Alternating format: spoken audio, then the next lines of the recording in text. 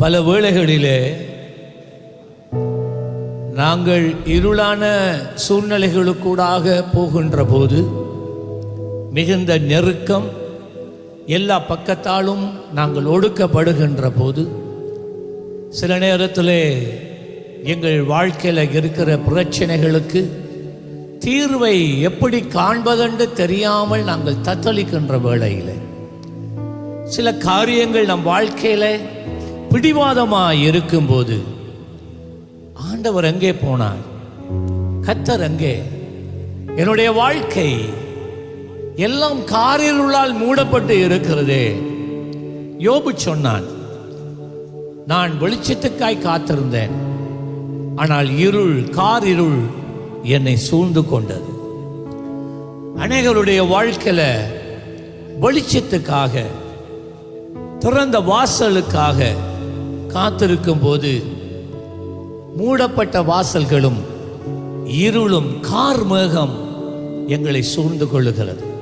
அந்த வேளைகளில் எல்லாம் ஆண்டவர் நம்மை விட்டு விலகி போனார், கர்த்தர் எங்களை மறந்தார், கர்த்தர் எங்களை கைவிட்டார், எங்களுக்கு இனி விமோசனம் இல்லை, இந்த இருளிலே இவ்விதமாகவே நாங்கள் மடிந்து போவதுதான் என்று நாம் நினைக்கிறோம். அருமையான தேவ பிள்ளைகளே, ஒரு தேவ பிள்ளையினுடைய வாழ்க்கையில நான் சொல்றத நல்ல கவனமா கவனியுங்க. ஒரு தேவனுடைய பிள்ளையினுடைய வாழ்க்கையில காலத்துக்கு காலம் இருள் வருவது நல்லது. ஆமென். யாருக்குமே இருள் பிடிக்காது, யாருக்கும் எவருக்கும் இருள் பிடிக்காது. எல்லாம் வாழ்க்கை சுமூகமா போக வேண்டும் என்றுதான் நாங்கள் விரும்புகிறோம், நாங்கள் எதிர்பார்க்கிறோம். ஆனால் விசேஷமா தேவனுடைய பிள்ளைகளுடைய வாழ்க்கையில காரிருள் கட்டாயம் காலத்துக்கு காலம் வர வேண்டும், வந்தே ஆக வேண்டும். நீங்கள் கேட்கலாம் ஏன் என்று. உங்களுக்கு தெரியுமா, பகல் வேளையில, பகல் நேரத்தில் நீங்க வானத்தை அண்ணாந்து பாருங்க, வெறும் முகில் தான் தெரியும், இல்லாட்டி வானம் முழுவதும் நீளமாக இருக்கும். ஆனா அதே இடத்துல சில மணத்தியாலங்கள் கடந்து ராத்திரி வேளை வரும்போது, வெளிச்சம் மங்கி இரவு இருட்டு வரும்போது நீங்க பார்த்தீங்கன்னா ஆயிரம் ஆயிரமான நட்சத்திரங்களை நீங்கள் பார்க்கக்கூடியதாக இருக்கு. காலையிலே அந்த நட்சத்திரங்கள் அங்கதான் இருந்தது, ஆயிரம் ஆயிரமான நட்சத்திரங்கள் இருந்தது. ஆனால் பகல் வேளையில எங்களால் அதை காண முடியல, பார்க்க முடியல. எப்பொழுது இருள் எங்களை சூழ்ந்து கொள்ளுகிறதோ அப்பொழுதுதான் எங்கள் கண்களுக்கு புலப்படாத மறைவான காரியங்களை எங்களாலே பார்க்க முடிகிறது. மின்மினி பூச்சி பகல் நேரத்தில் பறந்த யாருக்கும் தெரியாது, இவருடைய கண்களிலும் படாது. ஆனா ராத்திரி வேளையில அது பறக்கும் போது எத்தனையோ பேர் அதுக்கு பின்னால ஓடுறாங்க. நாங்க சின்ன இருக்கக்குள்ள பிடிச்சி அதை போத்தல்ல போட்டு ரூம்ல கொண்டாந்து வைப்போம், அது கொஞ்ச நேரத்துக்கு வெளிச்சம் தரும். அருமையான தேவ பிள்ளை, ரேடியம் இருக்கு, ரேடியம் உங்களுக்கு தெரியும். அந்த ரேடியத்தை நீங்க பகல் நேரத்தில் அதுல எந்த ஒரு பிரயோஜனம் இல்லை, சும்மா வெள்ள டிஸ்க் போல இருக்கும். சிலர் அவர்களுடைய வீட்டு அறையில சுவரில் ஒட்டி வைத்திருப்பார்கள், பட்டர்ஃப்ளை போல, ஃபிஷ் போல அப்படியா ஒட்டி வைத்திருப்பார்கள். பகல்ல பார்த்தான் என்ன சுவர்ல எல்லாம் சும்மா வெள்ள வெள்ள வெள்ளையா ஒட்டி இருக்கிறாங்க, பிளாஸ்டிக் வெள்ளையா. ஆனா ராத்திரி வேளைக்குள்ள போன அந்த அறைக்குள்ள லைட் ஒன்றுமே இல்லாத நேரத்தில் அத்தனை சுவரிலே ஒட்டப்பட்டு இருக்கிற அத்தனை பட்டர்ஃப்ளைஸ், வண்ணாத்தி பூச்சி, மீன்கள், அவைகள் எல்லாம் ஜொலிக்க ஆரம்பிக்கும். ஏன்னா அது ரேடியம். பகல் நேரத்தில் அது வெளியிடுகிற வெளிச்சத்தை எங்களால் பார்க்க முடியாது, பச்சை நிற வெளிச்சத்தை எங்களால் காண முடியாது. ஆனால் எப்பொழுது இருள் வருகிறதோ அப்பொழுதுதான் அதனுடைய பிரயோஜனத்தை, அது கொடுக்கிற வெளிச்சத்தை, அது எப்பொழுதும் கூட இருக்கிறதை நாம் காணக்கூடியதாக இருக்கிறது. அருமையான தேவ பிள்ளையே, இதே போன்றுதான் எப்பொழுது நம்முடைய வாழ்க்கையில இருள் சூழ்ந்து கொள்ளுகிறதோ, எப்பொழுது நம்முடைய வாழ்க்கையில வாழ்க்கை படகிலே அலைகள் மோதி, அலைகள் புரண்டு, அலைகள் படகுலே வாழ்க்கை படகுக்குள்ளே பிரவேசித்து வாழ்க்கை படகை கவிழ்த்து விட போகிறது என்று இருக்கும்போது, அங்கே அந்த இருளான பயங்கரமான நீங்கள் நடுக்கத்துக்குரிய அந்த சூழ்நிலையிலே உங்களுடைய கண்கள் திறக்கும். இதுவரைக்கும் உங்களோடு உங்களுக்கு அருகாமையிலே உங்கள் மேலே இருந்ததான தேவனுடைய கரத்தை உங்களால் காண முடியல. ஆனா எப்பொழுது இருள் வருகிறதோ அப்பதான் தேவன் உங்களோடு கூட இருப்பதை நீங்கள் காணக்கூடியதாக இருக்கும். கரங்களை தட்டி அப்பாக்கு நன்றி சொல்லுங்க. அவர் சொன்னார், இதோ உலகத்தின் கடைசி பரியந்தம் சகல நாட்களிலும் நான் உன்னுடனே கூட இருக்கிறேன். நான் உன்னை மறந்து போக மாட்டேன். நான் உன்னை கைவிடுவதில்லை. நான் உன்னை விட்டு விலகுவதில்லை. ஹல்லேலூயா சொல்லுங்களேன். அவர் உன்னை மறவாதது ஒரு தெய்வம், உன் நினைவாகவே இருக்கிற ஒரு தெய்வம், உனக்கு எப்பொழுது நன்மைகளை செய்கிற ஒரு கர்த்தர். வாழ்க்கையில இருக்கிற பிரச்சனைகள் பெரியதாய் இருக்கலாம், மீள தெரியாமல் தவிக்கலாம். ஆனால் அற்புதமான முறையிலே அந்த சூழ்நிலையில இருந்து உங்களை வெளியிலே கொண்டு வருகிற தெய்வம் அவர் உங்களோடு தான் இருக்கிறார். அல்லேலூயா. அவர் உங்களோடு தான் இருக்கிறார். ஆனா உங்களால இன்னும் காண முடியல. உங்களால இன்னும் காண முடியல. அவர் உன்னோடு தான் இருக்கிறார். தானியேல் 3ஆம் அதிகாரம் 24, 25 வசனங்கள்ல ஒரு சம்பவம் நடக்கிறது. நேபுகாத் நேசார் என்று சொல்லப்பட்டதான அன்றைய காலத்துல இருந்த வல்லரசு நாட்டினுடைய ராஜா மிகவும் கொடூரமானவன். அவன் நினைத்தவனை கொண்டு கொலை செய்தான், நினைத்தவர்களை சிறைப்படுத்தினான், நினைத்த தேசங்களை போய் யுத்தம் பண்ணி கைப்பற்றினான், எல்லாம் செய்தான், தனக்கு இஷ்டமானதெல்லாம் செய்தான். மற்றவர்களுடைய தெய்வங்களை மதிக்காதவன், மற்ற மனிதர்களுடைய கலாச்சாரங்களை மதிக்காதவன். ஒரு நாள் அவனுடைய ரூபத்தில் ஒரு பெரிய சிலையை உண்டு பண்ணி எல்லாரும் 30 நாட்கள் அந்த சிலையை வணங்கணும். வணங்காட்டி உங்களை அக்கினியிலே தூக்கி எறிவோம் என்று சொன்னார்கள். அடிமைகளாய் கொண்டு போகப்பட்ட 3 வாலிபர்கள் இருந்தார்கள். அவர்களுடைய பேர் ஷாத்ராக், மேஷாக், ஆபேத்நேகோ. அவர்களோ இந்த ராஜாவினுடைய கட்டளைக்கு உடன்படாமல், விக்கிரகங்களை சேவிக்காமல் யெகோவா தேவனையே சேவித்தார்கள். பிடிபட்டார்கள். ராஜாவுக்கு முன்பதாய் கொண்டு போய் நிறுத்தினார்கள். அவர்கள் ஞானத்திலும் கல்வியிலும் அழகிலும் சௌந்தரியத்திலும் நிறைந்தவர்களாக இருந்தார்கள். ராஜா இவர்கள் சாவதை விரும்பவில்லை, அந்த கொடூரமான ராஜா. இருந்தாலும் இவர்களுக்கு ஒரு தருணத்தை கொடுத்தார்.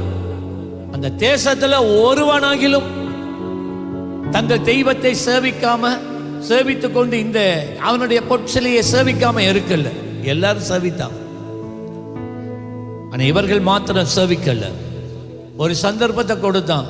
உங்களுக்கு இன்னொரு சந்தர்ப்பம் தார, நீங்க நாளைக்கு இந்த நேரத்துல என் பொற்சிலைக்கு முன்பதாக விழுந்து வணங்கி இந்த பொற்சிலையை நீங்க கும்பிடணும்னு சொன்னோம். அவர்கள் சொன்னார்கள், நாளைக்கு என்னத்துக்கு இருப்பான், நான் இப்பவே பதில் சொல்றோம், நாங்க கும்பிட மாட்டோம் என்றார்கள். ராஜாவுக்கு கோபம் வந்தது. சூளையை 7 மடங்கு இன்னும் அதிகரியுங்கன்னு சொன்னான். இவர்களை கைகளையும் கால்களையும் கட்டுங்கள் என்று சொன்னான். இவர்களுடைய கைகள் கால்கள் கட்டப்பட்டது. சூளையினுடைய அக்கினி 7 மடங்கு அதிகரிக்கப்பட்டது. அவ்வளவு அகோரத்தில் இவனால எரிஞ்சு சாம்பலாகணும், கிட்ட போற நேரமே சாகணும் என்கின்ற ஒரு ஆவேசம் அவனுக்குள்ளே உண்டாயிற்று. பிரியமானவர்களே, வேதம் சொல்லுகிறது, இவர்களை கொன்று இந்த அக்கினியிலே தூக்கி எறியும்படிக்கு கொண்டு போன ராணுவர்களே அந்த நெருப்பு கிட்ட போன உடனே அவங்க எரிஞ்சு செத்து போயிட்டாங்க. இவங்க தூக்கி வீசப்பட்டாங்க. கொஞ்ச நேரத்துக்குள்ள பார்த்தா ராஜாக்கு ஒரு பயம் உண்டாயிற்று. ஏன்னா அவன் அதை பார்த்து கொண்டே இருக்கிறான். 24வது வசனம் சொல்லுகிறது, ராஜாவாகிய நேபுகாத்நேசார் பிரமித்து தீவிரமாக எழுந்து 3 புருஷரை அல்லவோ கட்டுண்டவர்களாக அக்கினியிலே போடுவித்தோம் என்றான். அவர்கள் ஆம் ராஜாவே என்றார்கள். 25வது வசனம், இதோ 4 பேர் விடுதலையாய் அக்கினியிலே நடுவிலே அக்கினியின் நடுவிலே உலாவுகிறதை காண்கின்றேனே. அவருடைய வாழ்க்கையில ஒரு நாள் இதை அனுபவித்தது கிடையாது. அக்கினிக்குள்ள 4 பேர் உலாவித்திருறாங்க. 3 பேரை அல்லவோ போட்டோம். இவன் சொல்ற வழிபாட்டை பாருங்க. சொன்னா இந்த 3 பேர் போக இவர்களோடு அந்த அக்கினிக்குள்ள நடமாடுகிற 4வது நபர்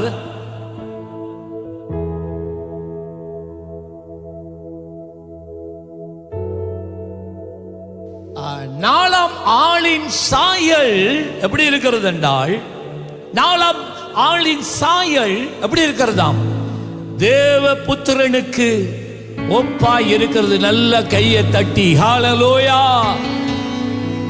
வேதத்திலே ஒரு தியாலஜியில் ஒரு காரியம் இருக்கிறது. The pre-incarnation of Jesus Christ. இயேசு கிறிஸ்து திருத்துவத்தின் 2வது நபர், பிதாவின் ஒரே பேரான குமாரன். 2000 வருடங்களுக்கு முன்பதாக இந்த பூமியிலே மனிதனாக வருவதற்கு முன்னே இந்த உலகத்திலே அவர் தம்மை இந்த உலகத்துக்கு வந்து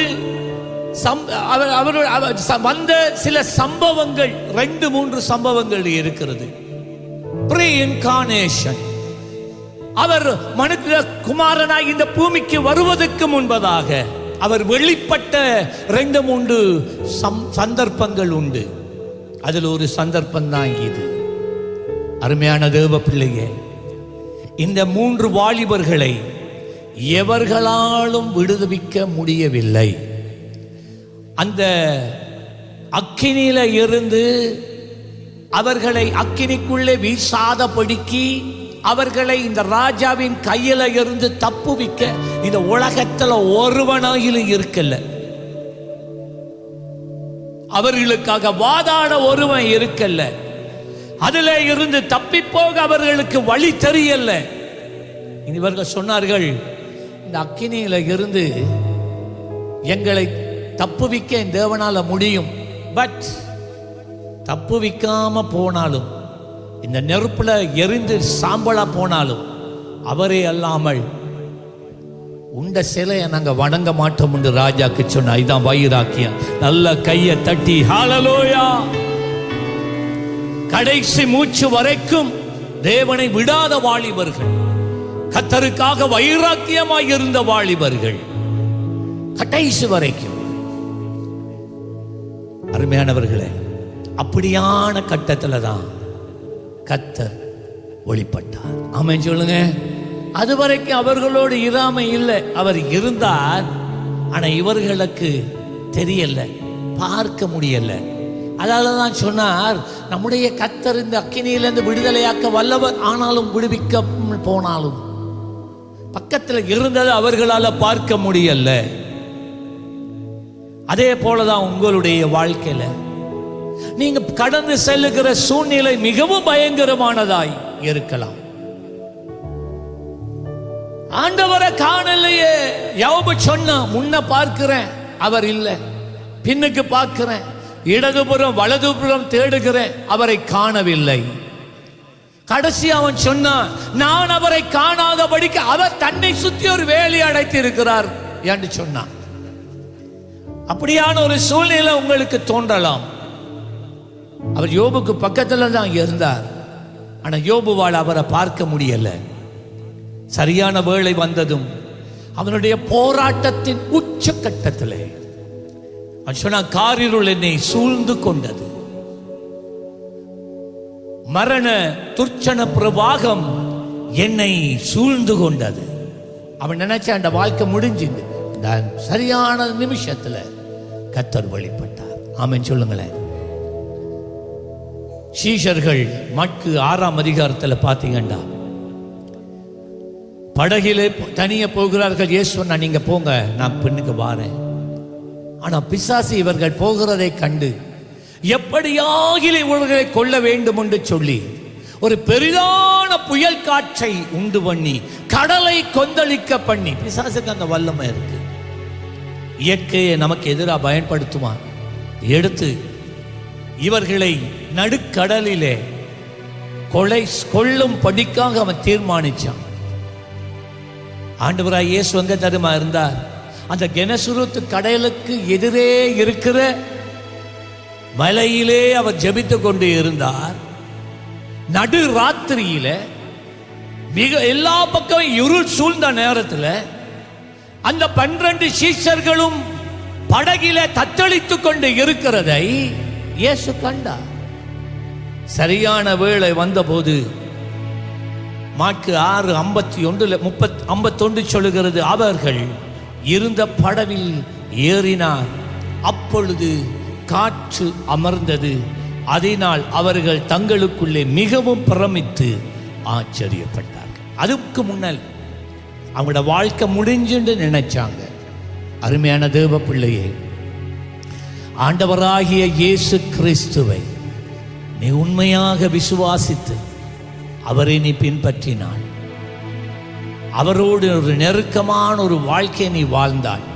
வாழ்க்கையில போராட்டம் வரும், இருள் சூழ்ந்து கொள்ளத்தான் செய்யும்.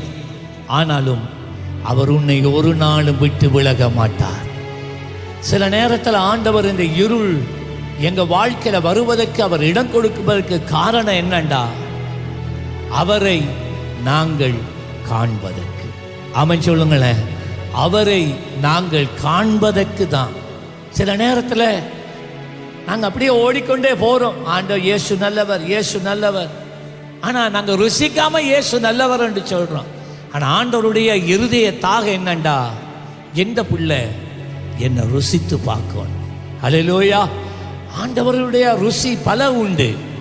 ஆகவே அதான் சங்கீதக்காரன் சொன்னான், கர்த்தர் நல்லவர் என்பதை ருசித்து பாருங்கள். அவர் அனுபவிக்க வேண்டும், பல விதங்கள் அனுபவிக்க வேண்டும்.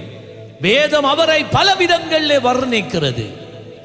ஆகவே அவருடைய தாக எல்லாம் நாங்கள் அவரை அறிய வேண்டும், அவருடைய ஆசீர்வாதங்களுக்குள் பிரவேசிக்க வேண்டும். அவர் உனக்கு ஒரு மூத்த சகோதரனாய் இருக்கிறார். வேதம் சொல்லுது, அவர் இருந்து காண்பிப்பார். அவர் உனக்கு ஒரு தாயாக இருந்து காண்பிப்பார். உனக்கு ஒரு தகப்பனாக இருந்து காண்பிப்பார்.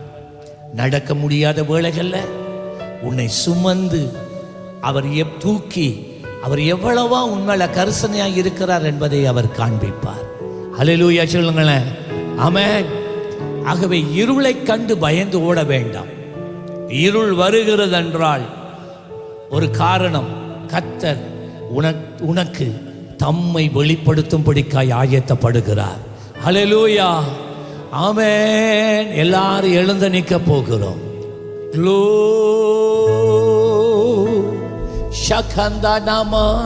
கரங்களை உயர்த்தி கொஞ்ச நேரம் எல்லாரும் தேவ பிள்ளைகள் தானே இங்க இருக்கிறீங்க. நீங்க சொல்லுங்க, ஆண்டவரே, என்னுடைய வாழ்க்கையில இருள் வருகிற போது எப்படி அந்த இருளிலிருந்து தப்பித்து வெளியில வரலாம் என்று நான் நினைத்தேன். உம் வழியை நான் அறிந்திருக்கவில்லை ஆண்டவரே. என்னை மன்னியும் ஆண்டவரே, என்னை மன்னியும் ஆண்டவரே. நான் இருளை கண்டு நான் ஓடி போன நாட்கள் உண்டையா, இருளை கண்டு பயந்து திகைத்த நாட்கள் உண்டையா. இந்த இருள் எனக்கு வேண்டாம் என்று நான் சொன்ன நாட்கள் உண்டு. அந்த அறிவு எனக்கு இல்லாததினாலே அபிதமாய் சொன்னதினால் நீர் உம்மை எனக்கு வெளிப்படுத்த வருகின்ற போது நானே உம்மை வெளிப்படுத்தாத படுக்கி நான் தடுத்தவனா இருக்கிறேனே. நல்ல கையை உயர்த்தி நீங்க செபியுங்க. எங்க சத்தத்தை காணல, சத்தத்தை காணல. வாலிப பிள்ளைகள், வாழ்க்கையில இருள் வருதுண்டா, கர்த்தர் எவ்வளவு பெரியவர் என்பதை உனக்கு காண்பிக்கத்தான் அந்த இருள் வந்திருக்கிறது. ஓ, பயப்படாத, கர்த்தர் உன்னோடு இருக்கிறார். நீ பயப்படாத, கர்த்தர் உன்னோடு இருக்கிறார். யார்தான் உன்னை விட்டு விலகி போனாலும் அவர் ஒரு நாளும் உன்னை விட்டு விலகாதவராய் இருக்கிறார். யார்தான் உன்னை கைவிட்டாலும் உன்னை கைவிடாத ஒரு தெய்வம் உண்டு. அவர்தான் இயேசு. நல்லா ஜெபிங்க, நல்லா ஜெபிங்க. ஆண்டவரே, என் குடும்பத்தை இருள் சூழ்ந்து கொண்டதே அப்பா, என் குடும்பத்தை இருள் சூழ்ந்து கொண்டது, என் பிள்ளையின் வாழ்க்கையிலே இருள் சூழ்ந்து கொண்டது, உதவி செய்யுங்க என்று கேளுங்க, கேளுங்க, கேளுங்க, கேளுங்க. அப்படிதான், நல்லா விடாம விடாம விடாம விடாம. ஓ,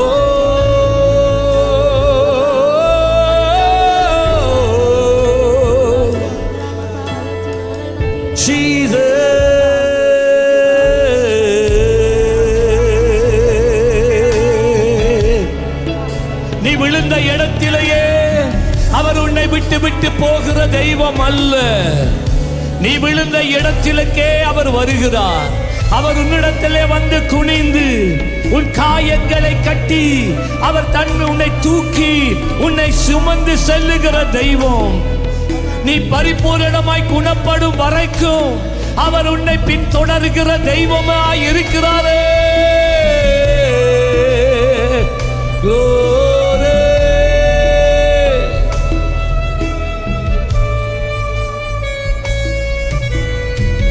குனிந்து தூக்கி நீரே, பெரியவனாக்கி நீரே, உமது காருண்யத்தா. சியோனே சொல்லுங்க. ஓ, பெரிய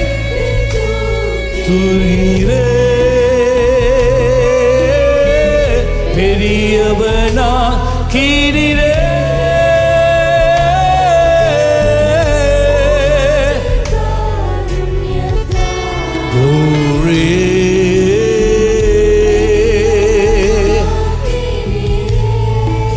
அல்லேலூயா. உங்களுக்கு தெரியுமா தேவனுடைய செயல்கள் எப்படிப்பட்டதா இருக்கிறது என்றால், அந்த கடைசி வேளை வரைக்கும் உங்களை சூழ வாழ்க்கையில் இருக்கிற இருள் எவ்வளவு கடுமையா இருந்தாலும் பரவாயில்ல, பக்கத்தில் இருக்கிறார்களே தெரியாம போகலாம், அவ்வளவு காரிருள் உங்களை வாழ்க்கையை சூழ்ந்திருக்கலாம். ஆனால் அந்த கடைசி நிமிஷம் வரைக்கும், சொல்லுங்க, கடைசி நிமிஷம் வரைக்கும், அந்த கடைசி நிமிஷம் வரைக்கும் நீங்கள் உங்கள் விசுவாசத்தை விடாமல், விசுவாசத்திலே நீங்கள் பிசகி போகாமல், ஆண்டவருக்குள்ள நீங்க உறுதியா அவரை பிடிச்சு கொண்டிருந்தால், அருமையான தேவ பிள்ளைய, அந்த கடைசி நிமிஷத்துல தேவன் உன் வாழ்க்கையில வெளிப்பட்டு உனக்கு ஒரு பெரிய அற்புதத்தை செய்கிறது மாத்திரம் இல்லை, முன்னே நான் சொல்றதை இப்ப நல்லா கேட்கணும், முன்னே இருந்த நிலையை பார்க்கிலும் உன்னை உயர்வான ஒரு இடத்துக்கு ப்ரமோஷன், ப்ரமோஷன், ஹல்லேலூயா, ப்ரமோஷன், உயர்வான ஒரு இடத்துல, வேலை செய்யற இடத்துல ஒரு உயர்வு, படிக்கிற பாடசாலையில ஒரு உயர்வு, உன்னுடைய குடும்ப சூழல்ல உனக்கு ஒரு உயர்வை கர்த்தர் கொடுக்கிறார். இந்த சாத்ராக் மேஷாக் ஆபேத்நேகோவை பற்றி சொன்னல, உங்களுக்கு தெரியுமா? இவ்விதமாய் தேவன் அவர்கள் கடைசி மூச்சு போகும் வரைக்கும், இந்த உயிர் போனாலும் பரவாயில்ல, என் ஆண்டவரை நான் விடமாட்டேன் என்று விசுவாசத்துல பிசகி போகாமல் இருந்தாங்க பாருங்க. முன்னே சொன்ன காரியங்கள் நடந்த உடனே இந்த ராஜா என்ன தெரியுமா சொன்னா? இவர்கள் சேவிக்கிற தெய்வம் தான் மெய்யான தெய்வம். ஹல்லேலூயா. அப்படி சொல்லி இந்த 3 பேரையும் பாபிலோன் தேசத்தில் இருந்த அந்த நாட்களில் அவர்கள் ஏறக்குறைய 127 நாடுகளை யுத்தம் பண்ணி தங்களுடைய கட்டுப்பாட்டுக்குள்ள கொண்டு வந்து வச்சிருந்தாங்க. அந்த தேசங்களுக்கு அது எல்லாத்தையும் பாபிலோன் ஆக்கிட்டான். அதான் இப்ப இருக்கிற ஈராக் தேசம். அந்த தேசங்கள்ல 3 மாவட்டங்களுக்கு இந்த 3 பேரை கவர்னர்ஸா வச்சாங்க. நல்ல கையை தட்டி, இதுதான் உயர்வு.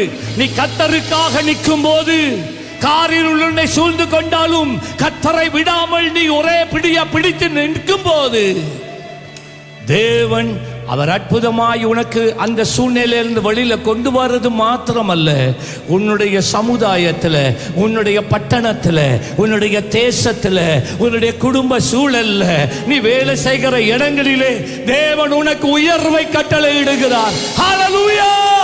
எவர்கள் உன்னை இகழ்ந்தார்களோ, எவர்கள் உன்னை பரிகாசம் பண்ணினார்களோ, எவர்கள் உன்னை ஒரு பொருட்டாக எண்ணாமல் இருந்தார்களோ, அதே இடத்திலே ஹல்லேலூயா உன்னை பெரியவனாய் மாற்றுகிறவராய் இருக்கிறார். நல்ல கையை தட்டி குனிந்து தூக்கி நீரே சொல்லுங்க, பெரியவனாக்கி நீரே காருண்யத்தா பெரியவனாக்கி நீரே சொல்லுங்க, குனிந்து தூக்கி நீரே என்னை பெரியவனாக்கி நீரே உமது காருண்யத்தால்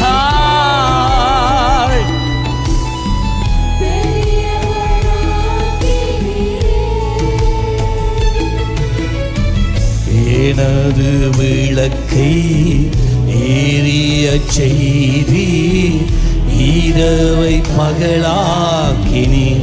எத்தனை உண்மை உணர்ந்து சொல்லுங்க. எனது விளக்கு ஏறிய செய்தி இரவை பகலாக்கினி. எரிந்து கொண்டிருப்பேன் சொல்லுவீங்களா?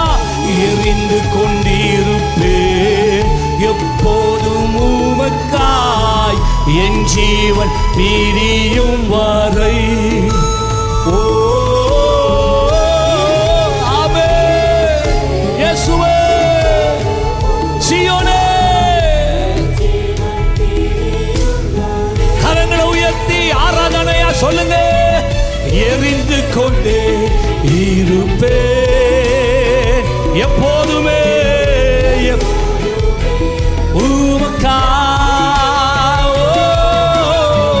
பெருஞ்சீவன் பிரியும் வரை. நான் மரித்தாலும் ஆண்டவரே கொண்டி இருப்பேன். ஓ எரிந்து கொண்டே இருப்பேன்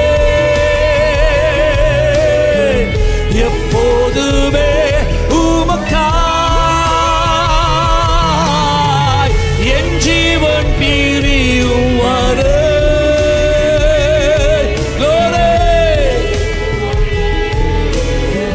உயர்த்துங்க உயர்த்துங்க இயேசுவே. எரிந்து கொண்டே இருப்பேன் தெய்வமே.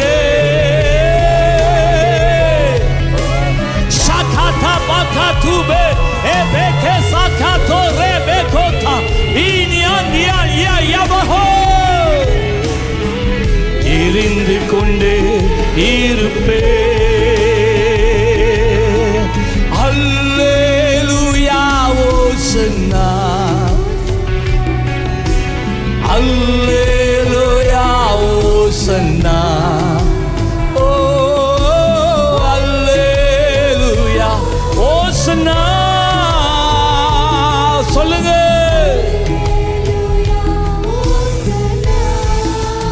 Jesus அல்லேலூயா ஓசன்னா. ஆமப்பா ஓசன்னா glory.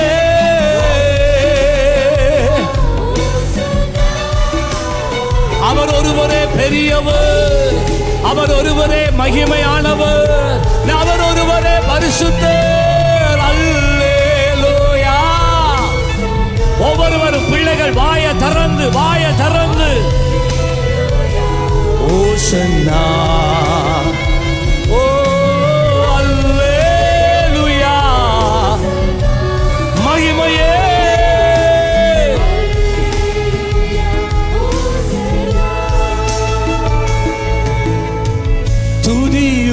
உமக்கே, கனமும் உமக்கே, புகழும் மேன்மையும் ஒருவருக்கே, துதி உமக்கே,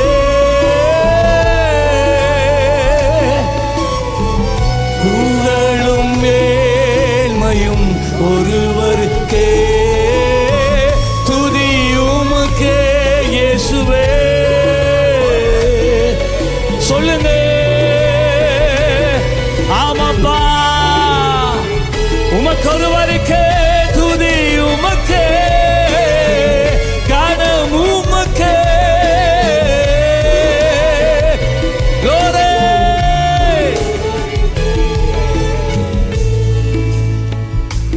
பெரியவர், அற்புதங்கள் செய்பவர், உம்மை போல யாரும் இல்லை, உம்மை போல் யாரும் இல்லை. நீ பெரியவர், அற்புதங்கள் செய்பவர், உம்மை போல யாரும் இல்லை, உம்மை போல யாரும் இல்லை. ஹல்லேலூயா. துதிக்கு பாத்திர மகிமை உமக்கே, எங்கள் கரங்களை உயர்த்தி உம்மை என்றும் ஆராதிப்போம். துதிக்கு பாத்திர மகிமை உமக்கே. எல்லாரும் நல்லா ஆராதிக்கணும், நல்லா துதிக்கணும். ஆமென். நீர் பெரியவர், அற்புதங்கள் செய்பவர், உம்மை போல யாரும் இல்லை, உம்மை போல் யாரும் இல்லை. நீர் பெரியவர் இயேசுவே.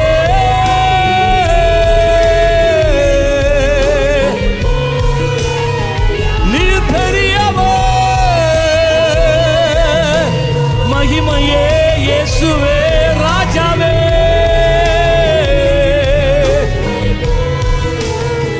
நீர் பெரியவர், அற்புதங்கள் செய்பவர், உம்மை போல யாரும் இல்லை.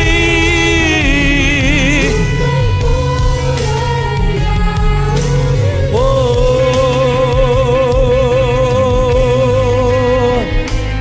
தூயரே, தூயரே, சர்வவல் நீரே,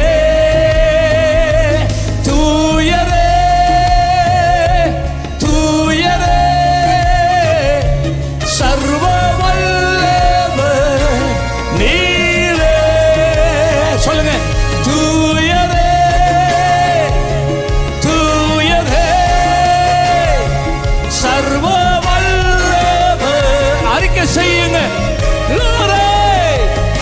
தூயரே, நீ தூய, தூயரே, சர்வ வல்லவர் நீரே, துதி உமக்கே. ஓ glory, ஆமென்.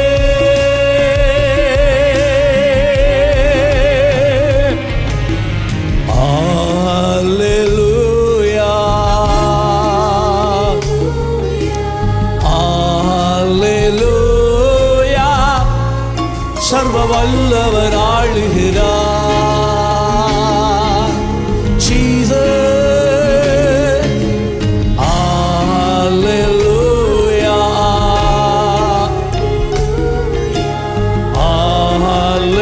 அல்லேலூயா. சர்வ வல்லவர் ஆளுகிறார். என் இயேசு ஜீவிக்கிறார், என் இயேசு ஆளுகிறார். ஓ அல்லேலூயா. உயர்த்துங்க சீயோனே, தூயரே, தூயரே, சர்வ வல்லவர் நீரே, glory, தூயரே.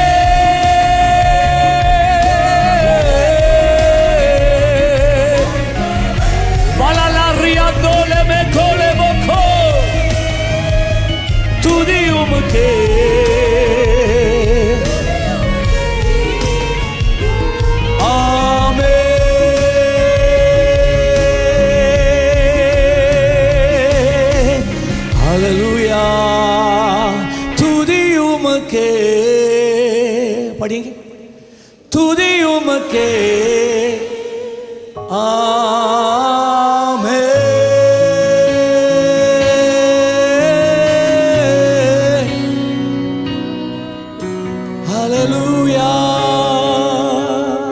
பிரியமானவர்களே, எமது ஆராதனையுடன் இணைந்திருந்தமைக்கு எங்கள் மனமார்ந்த நன்றிகளை தாழ்மையுடன் கூறிக்கொள்ளுகிறோம்.